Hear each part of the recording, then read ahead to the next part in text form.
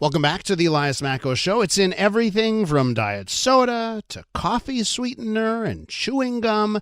But soon, aspartame could be declared a, quote, possible carcinogen. The World Health Organization's Cancer Research Agency could make the declaration in the next couple of days. Now, this would pit themselves against the food industry and regulators. And boy, when you think of all the things that have been developed that are now in our foods and drinks, I mean, aspartame's right up there. I bet you so many of you right now are sipping on a Diet Coke or, I don't know, a Diet 7-Up. I love Diet Dr. Pepper, by the way. I think it's fantastic.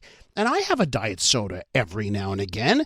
So should we be freaking out over this or not? Let's go to the source, shall we? Dr. Joe Schwarz is the host of the Dr. Joe Show right here on CJAD 800. Dr. Joe, is this a topic? Is aspartame like on an all-time top 10 list of subjects you need to discuss when it comes to food? Elias, there's very few things in life that are worth freaking out over, True, very true.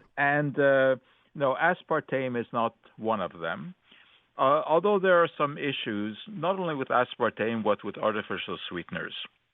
So let me just, preface my remarks here by saying that I'm no fan of artificial sweeteners, although I don't think that they constitute a health risk. For me, the problem is that they don't really solve the problem being the epidemic of obesity. And since this epidemic goes back to the 1980s, when the popularity of diet sodas and diet foods increased tremendously because of the introduction of artificial sweeteners, what we have seen is an increase in the obesity epidemic. And so the artificial sweeteners just are not making a dent in it. Now, exactly why that is, that's been a matter of discussion. Some of it, I think, is based on the fact that people may be so happy that they put the sweetener in their coffee that they'll then have the piece of cake for dessert that they would not have had they not put the sweetener in the coffee. Another issue is that artificial sweeteners just increase your taste for sweets. As soon as you put something sweet into your mouth, the body thinks that there's some sugar coming in. But of course it never comes. But nevertheless, the body will release some insulin, and that drives down the blood sugar, which makes you hungry. So you will eat something that otherwise you may not have eaten. So anyway, there are all kinds of reasons why the obesity epidemic has not been solved with aspartame. But now let's get down to the issue that is concerning so many people today, because the International Agency for Research on Cancer, which is an arm of the World Health Organization, is set to announce that aspartame is possibly carcinogenic to humans. It is absolutely critical to point out here that IARC makes its decisions based on hazard, not on risk. And there's a very important distinction between these two. Hazard is an innate property of a substance or some process. It cannot be altered. Mm-hmm. Whereas risk is a determination of whether or not in a real life situation there is something to worry about. And the analogy that I so often give, because I think it is so appropriate, is a grizzly bear. A grizzly bear is obviously a hazard. It can do terrible things. One swipe of its paw can take off a human head. But if you see it in a zoo, in a cage, your risk is very small, right? But the hazard is there. Now, if you are out in the open and you see a grizzly bear coming towards you, you better start running fast, or at least faster than one of your friends, because now there is a real risk. So when we look at aspartame, the determination is made because some study somewhere in some animal experiment or in a petri dish may have suggested carcinogenicity.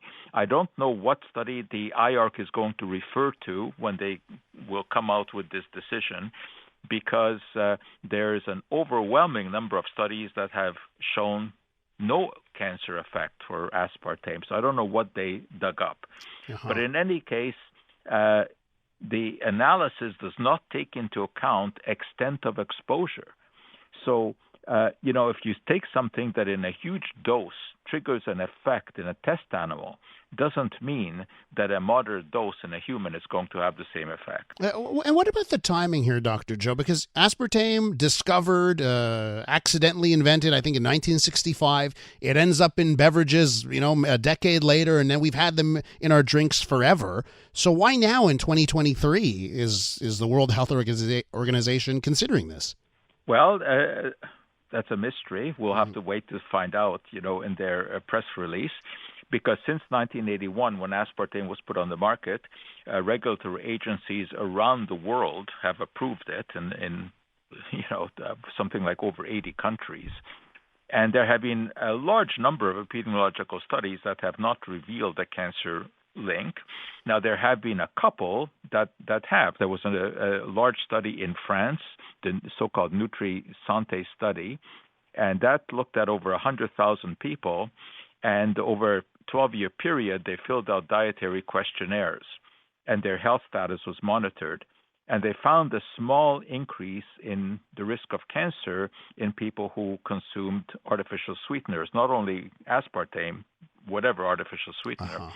And there's a problem there, several problems. First of all, these dietary questionnaires are fraught with issues because people don't remember exactly what they ate. They're incapable of judging amounts. Sometimes, they report things that they think they should have eaten instead of what they actually ate.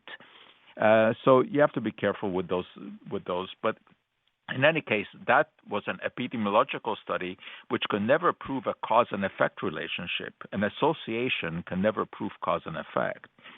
So there really is a dearth of studies that would rile up scientists in terms of proposing a risk of carcinogenicity for aspartame. There are some other issues of concern other than cancer, because artificial sweeteners and aspartame in particular do have an effect on our microbiome. That is the family of bacteria in our gut. The gut, gotcha. And we know we've learned over the last few years that this is important, that they play a role in all kinds of body functions, and they may play a role in cardiovascular disease, diabetes, even in depression. So that's an issue that has to be looked at. So to put it all together, as I said, I'm not a fan of artificial sweeteners. I think, we can lead a very sweet life without them. I mean, I dress up my yogurt with berries. And, I don't need the artificial sweetener. But I really don't know what the WHO is going to come up with, because I've not seen any new studies that would raise the issue. There are many other substances in our daily life that are in the same category, IARC category, the so-called 2B category, possibly carcinogen in humans. Things like aloe vera extract or ginkgo biloba, which people take as supplements for memory. I mean, it doesn't do anything, but it certainly, it doesn't cause cancer. Pickled vegetables are in the same category. Are in the same category? Pickled vegetables? Yeah, pickled vegetables, okay. Same category, possibly carcinogenic to humans. So, I wouldn't really lose sleep over this new categorization. I'll be very interested to see, what the evidence is, what they've come up with.